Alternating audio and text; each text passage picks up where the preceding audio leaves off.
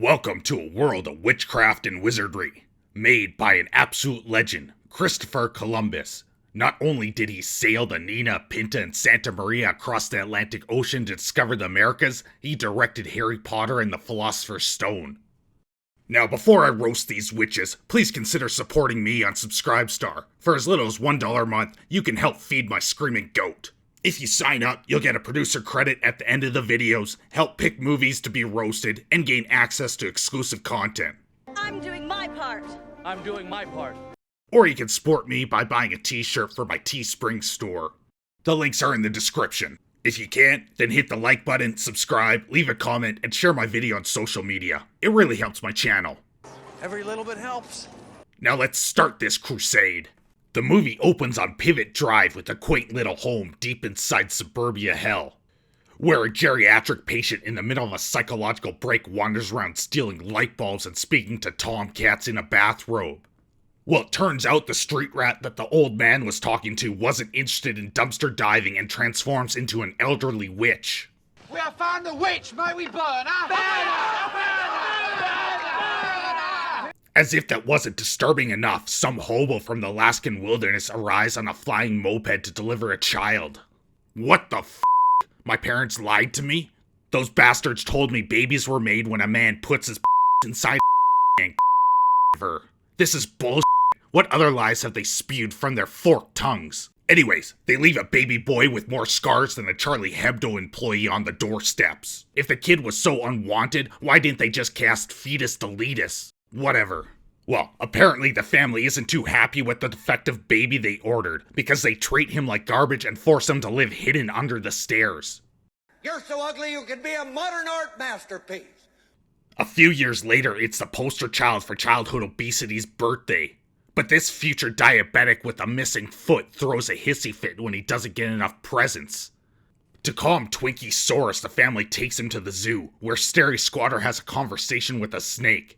When Pudgy Do-Right sees the reptile move, he shoves the unwanted stepchild out of the way.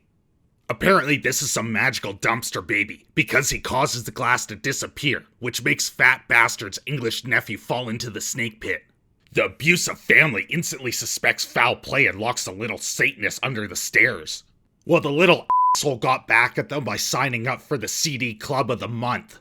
And to escape the onslaught of unsolicited advertisements, they hide in a rickety island shack. But soon after arriving, the man's so dumb he almost drowned when someone put a scratch-and-sniff sticker at the bottom of a pool arrives to give Harry some big news. You're a Harry. I'm a what? And a thumping good one, I'd wager. After which, the British Chewbacca abducts the child, and before an Amber Alert is triggered, he brings the kid to a hotel and bar. I'm watching the right movie, right?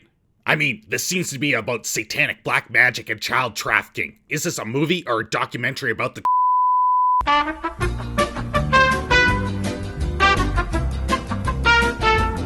I have been informed that my previous statement is incorrect, and I now renounce any allegations that may have been insinuated. We now return to our scheduled programming. So the offspring of a bear and a steel wool pad leaves the Lolita Hotel and uses a piece of candy from his jacket to entice the child to join him in a back alley. Which is something that would never do. Thankfully, this Trail of Tears was a gateway into a wizarding strip mall and Wuhan wet market. After they move through the crowd of people without catching some mutated sickness, the giant Brillo pad takes Four Eyes to the bank. And this isn't some regular bank manned by some ghoulish, money-hungry goblin set on sucking every last dime from your wallet. Never mind. It's exactly like that, only these goblins are shorter. Apparently Scarface over here had loaded parents because his vault is overflowing with gold. But the Wookiee isn't done. He's here on official school business and picks up a tiny secret parcel from inside one of the bank's most secure vaults.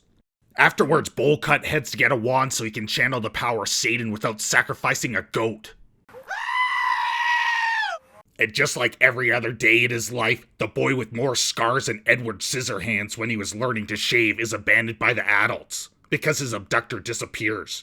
Afraid the stench of squirrel and desperation would give Harry a bad reputation, he finds an empty train cart. But the foul musk is overpowered by some soulless ginger reeking of fried spam, no-name brand hand-me-downs, and rat piss. But the forgotten child has never had a real friend, so he tries to impress the walking dustpan by buying all the candy on the cart. Oh God, I feel so insecure. Please be my friend. Then some uptight girl that looks like she combed her hair with a cactus and is about as likable as Brie Larson strangling a puppy interrupts their game at Candy Crush. When the train arrives, the kids are greeted by the Jolly Green Giant after he lost a fight with a tornado. Then he takes them across a lake, where they arrive at the castle.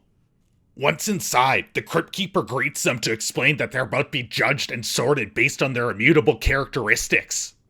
Apparently, there are 4 different houses at Cal Herpes, the school for witchcraft and wizardry. There's the lizard people, reserved for those so ugly even Roman Polanski won't touch them. Bird Feet is reserved for the autistic screechers. Cryptodor is meant for the people too stupid to turn around and run away. And the Paint Huffers, which is the Canada of Hogwarts. Take off, you hoser. You take off, you numb. And just like that, the mysterious origins of the avian flu is solved. Apparently wizards are letting owls shit all over their food with total disregard for basic hygiene. But don't you worry, there's a crack team of magicians creating worthless items like balls that tell you if you forgot something. What? They've got all the power of the universe at the tip of their wands and this is the best they can come up with? A bloody ball of mist? I mean, I can clap and turn off my lights. Clap on, clap off, clap off, the clapper. Then Frodo starts reading the newspaper, like all normal kids, and finds out Gringos has been robbed. I'm not sure what's less believable, a secret wizard society or an 11-year-old boy reading the financial section. She about to start some shit, Zed. She's about 8 years old. Those books are way too advanced for her. If you ask me, I say she's up to something. Before you fuse your neurons trying to think about this, the movie goes to flying practice, where the boys compare their broomsticks. Some shafts are knotted, others have been sanded smooth. Some can hold it with one hand, while others need to use 2. And for some reason, the brooms that require 2 hands to ride are far more popular with the girls. When the boys are done playing with their sticks, Malfoy picks on the boy with the smallest broom and steals his ball. Harry won't have anything to do with it, so he flies through the air in a desperate attempt to cup the ball. Well, Skeletor sees this and makes him the seeker on the Grip the Door Quidditch team. Before we have a chance to learn the Quidditch rules, the 3 Musketeers find themselves on a moving staircase that brings them straight to the restricted area of the castle, where children can be killed by a 3-headed dog named Cerberus. Did President Snow design the castle? The staircase leads straight into Death's clutches, where a first-year student can easily break the security measures of a world-renowned school. After the puppy almost eats the Powerpuff Girls, we learn about the great game of Quidditch. It's a competitive game where players fight over a golden snatch. The first one to use their bushy broom to get the snatch is awarded 150 points. Ends the game. It gets a bunch of high fives from their peers, while the losers take their knob brooms and go home blue. Back in class, a toxic white male makes a mop cry, so an angry feminist arrives to scream incoherently at them. But Harry and Ron use the magic powers of the patriarchy to defeat it, and since a professor has been repressed by her own internalized misogyny, she awards them points, further propping up the system, then buys him a broom. The big Quidditch game arrives and the 2 teams chase after the golden snatch, but things begin to get rough as the competition for the only snatch around heats up. Being young and inexperienced, Harry loses control, but he's able to keep going thanks to his youthful vigor. This eager beaver dives face first into the snatch and eats it like there's no tomorrow. After he's praised by the other students, the giant man that combs his hair with a vacuum spills the secrets of the 3-headed dog and some dude that wears flannel. Now it's Christmas time at Borsiflis, and the kid with a face more jacked up than a half-ton with truck nuts gets a present, which turns out to be an invisibility cloak. I can't possibly see how giving a young boy the power of invisibility could go wrong. And just like that, Harry uses his cloak to enter the restricted section to find some Girls Gone Wild videotapes. So let me get this straight. Piglet Comedia has an entire section of books so foul that no student is allowed to enter and read them. But it also has no locks and it's accessible through the library. Well, this little deviant gets spooked when he sees something only meant for adults and runs away scarred for life. Well, double scarred. He discovers a mirror that hides his disfigured face and shows him his dead parents. After spending nights staring into the mirror like a middle-aged diva that is desperate to retain her youth, Gandalf tells Harry it will be moved. Then Hemorrhoidy returns from the hospital after attempting to brush her hair with a porcupine. She realizes that they were searching for the answers in all the wrong places, so they visit the offspring of a water buffalo and a sheepdog. where the young detectives discover his giant dog is actually guarding the falafel cone. But a little snitch is about to get stitches because he rats out Nancy Drew and the Hardy Boys to the Crypt Keeper. Only this backfires and the students are forced to enter the Forbidden Forest with a known child abductor to hunt something that killed a mythical creature. Isn't this the same place Gandalf warned would result in a painful death? Right? You might as well give them loaded guns and tell them to go play tag. The only way you can make this any dumber is by telling the kids to separate and say, give them a skittish dog for protection. Oh, son of a b****. What the f*** is this? And as you expect, the long-haired gardener runs into a goth teen's wet dream. A blood-sucking cloak. I'm so freaking stoked that Cthulhu's gonna squash all the happy-go-lucky conformists. But Blade's less popular cousin Sheer, the Codden Hunter, saves Harry and scares away the high-fashion monstrosity. Back in the common room, the Devil's Rejects piece together the last remaining clues, but are still missing something.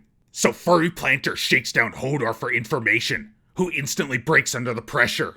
After getting what they need, they rush to find a dumb door, but can't locate one, so they take it on themselves to protect the Thinker's Pebble. When they arrive in the high-security section of the castle, they discover someone beat them to the punch, but still need to get through all of the challenges. Thankfully, all the obstacles in their way are based on the things that they learned throughout the school year. How is this supposed to prevent grown wizards from getting through? I mean, Piglet Chlamydia's idea of security is putting a dog treat on the ground and telling the puppy not to eat it, then leaving the room. If this school was supposed to be more secure than Gringo's bank, what did they do to protect their vaults? Dump all the valuables into a massive pile and leave a koala behind to protect it? In all fairness, it was a really large koala. Anyways, after the kids easily overcome the challenges, the unwanted stepchild confronts Professor Squirrel, where he monologues his entire plan. Even then, he's slower than a sloth figuring it out. Well, the barber's favorite customer defeats his opponent made out of Jenga blocks, but he passes out from all the excitement and wakes up in a hospital, where an elderly man bores him to death by jabbering about incoherent stories.